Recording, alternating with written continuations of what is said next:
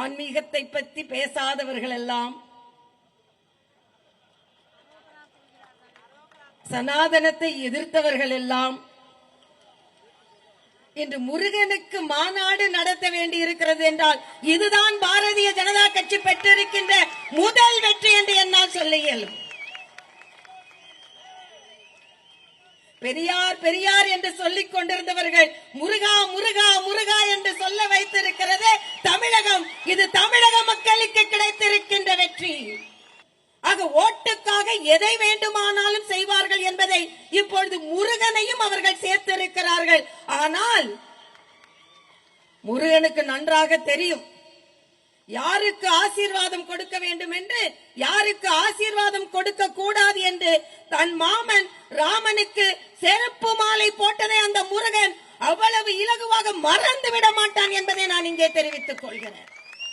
கந்த சஷ்டி கவசத்தை ஒருவன் கீழ்த்தரமாக பேசுகிறான், அப்பொழுது அவர் நடவடிக்கை எடுக்க முடியவில்லை. இன்று ஏன் முருகனை கொண்டாடுகிறீர்கள் என்றால், முருகனை கொண்டாடவில்லை என்றால் 2026 வீட்டிற்கு போக வேண்டியிருக்கும் என்பதை நீங்கள் உணர்ந்திருக்கிறீர்கள் என்பதனால்தான் இன்று இந்த மேடையில் அமர்ந்திருப்பவர்கள் எல்லாம் பெருமை மிகு தலைவர்களாக நின்று கொண்டிருக்கிறோம்.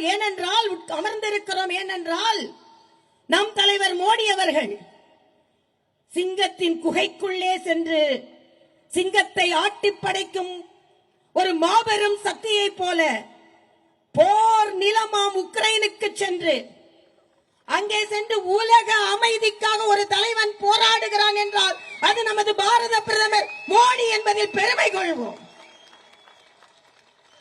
போருக்கு வித்திட்ட தலைவர்கள் எவ்வளவு பேர் இருக்கிறார்கள், ஆனால் அமைதிக்கு வித்திட்ட தலைவன் எங்களது மோடி என்று பெருமையாக இங்கே அமர்ந்திருக்கும் ஒவ்வொருவரும் தலை நிமிர்ந்து சொல்ல முடியும்.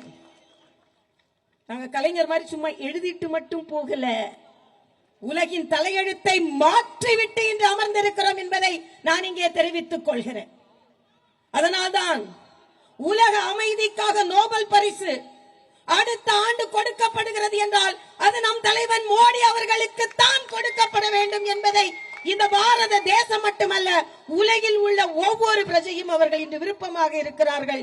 ஏனென்றால் இந்த நாட்டை வழிநடத்துவது மட்டுமல்ல, இந்த உலகத்தையே வழிநடத்துவதற்கு நம் பாரத பிரதமர் மோடி அவர்கள் இருக்க வேண்டும். இன்று சூப்பர் ஸ்டார் ரஜினிகாந்த் ஒன்றை சொல்லி இருக்கிறார். நேற்று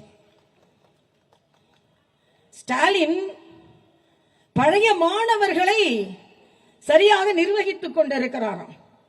சூப்பர் ஸ்டார் மீது எங்களுக்கு எல்லாம் மரியாதை உண்டு, ஆனால் அவர் சொல்கிறார் ஸ்டாலின் பழைய மாணவர்களை நிர்வகித்துக் கொண்டிருக்கிறார். மாணவர்கள் இல்ல, அவங்க எல்லாம் அண்ணன் துரைமுருகனுக்கு தெரியும். ஆசிரியர்களாக இருக்க வேண்டியவர்களை அடக்கி வைத்து அவர்கள் வாரிசு என்ற காரணத்திற்காக அடக்கி வைத்துக் கொண்டிருக்கிறார்கள். ஆக அண்ணன் துரைமுருகனுக்கு என்ன கவலைனா, ஓகே ரஜினிகாந்த் வந்து ஸ்டாலின் நம்மளெல்லாம் அடக்கி வச்சிருக்காருன்னு பேசினா பரவாயில்ல, அடுத்து தம்பி உதயநிதி வேற வந்து இப்படி பேசுவாரு, ஆக நம்மளாம் தன்மான தலைவர்களா இல்லை என்றால் தன்மானத்தை இழந்த தலைவர்களா என்று ஒவ்வொரு திராவிட முன்னேற்ற கழகத்தை சார்ந்த சகோதரரும் சிந்திக்க வேண்டிய காலகட்டம். செய்திகளை உடனுக்குடனும் துல்லியமாகவும் தெரிந்து கொள்ள சப்ஸ்கிரைப் பண்ணுங்க.